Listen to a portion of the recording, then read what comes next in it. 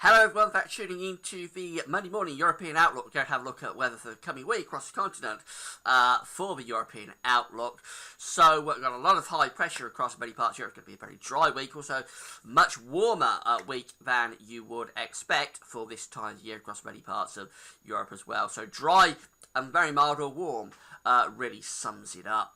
Well, before I go on with that, just very quickly to mention the ads. There's links to articles on all the pages at Gaswell. Visit, have a browse widgets, click through the links if there's any articles that you're interested in. Thanks very much for doing that. So this is the Arctic pressure chart from weathercentral.de for today. High pressure is centred across central and eastern parts of Europe.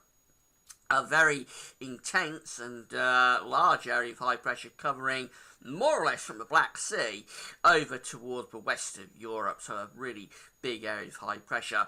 It's pumping up a lot of warmth as well. These southerly winds on the eastern side of this high pressure, or I should say western side of this high pressure, will be bringing up very warm air out of North Africa and the Mediterranean across many parts of Europe through the course of this week. It's a bit cool across the far north of Scandinavia. That's where the jet stream is, with areas of low pressure. So here's the upper air temperatures, and you can see that it's a very mild, if not warm, scene here across virtually the whole of Europe. A little bit cool across the far north of Scandinavia into west of Russia, but really those upper air temperatures are quite something for the 2nd of November.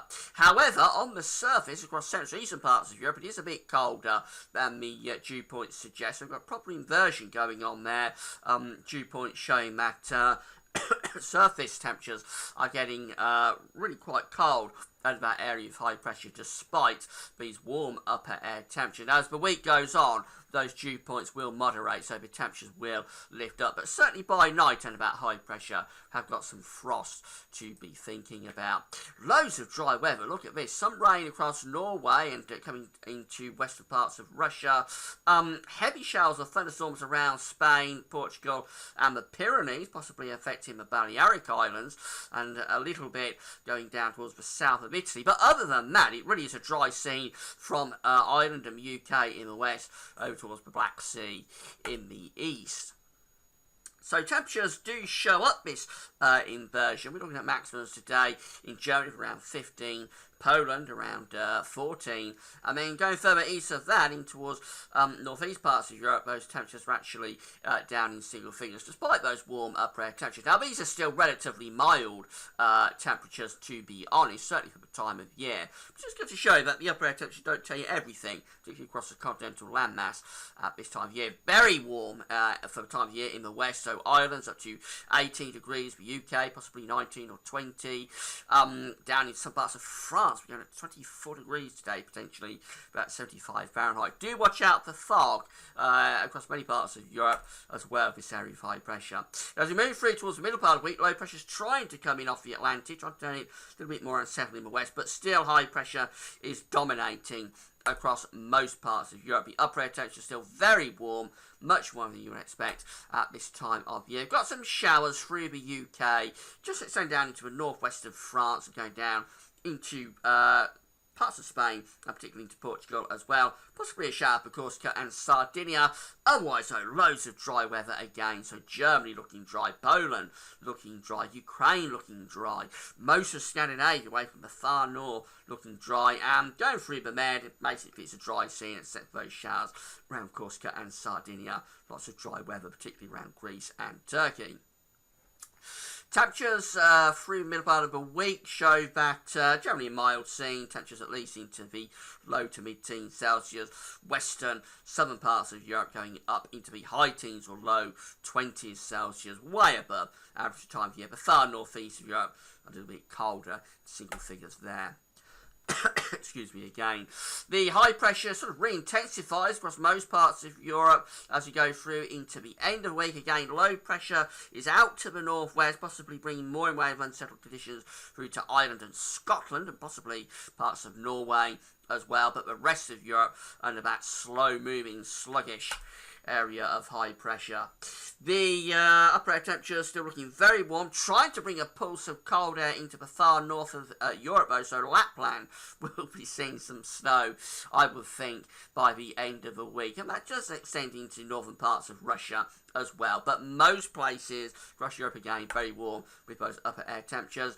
Could be some quite heavy rain coming into Scotland and Ireland, and maybe a little bit across northern parts of France and southern England as well. If you extend that out, it's actually stretching down into the Azores. So we could get a bit of a line of rain setting up there across the northwestern parts of Europe, perhaps at the end of the week and into next weekend. Showers or long spells of rain for southern parts of Scandinavia, snow for northern Scandinavia, extending into northern parts of Russia. But that aside, again, you see it's basically a dry scene from Spain and Portugal in the west through to the Black Sea in the far east once more.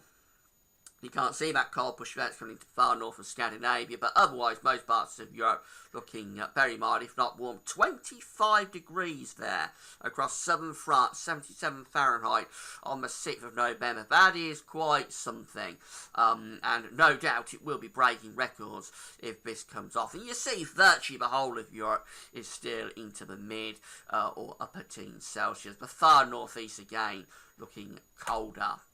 And then we move through into next weekend, and the high pressure stays dominant. It's a case of deja vu, I'm afraid, with high pressure in there, keeping the dry weather going through most parts of Europe. Low pressure is pushing through Scandinavia, though, bringing showers, long spells of rain or snow into the far north of Europe. But still, this high pressure clings on in most other places. So colder air is digging into the far north of Scandinavia, into the north of Russia. That's where winter is lurking for this week and up to next weekend. Or up to this weekend, that is where winter will be staying. At some point, this will advance and we will lock into winter conditions. But at the moment, it's staying in the very, very far north and northeast. Otherwise, it's a warm scene again with those upper air temperatures and that high pressure. Lots of heavy rain and no doubt some snow as well across Scandinavia and extending into western Russia through the Baltic as well.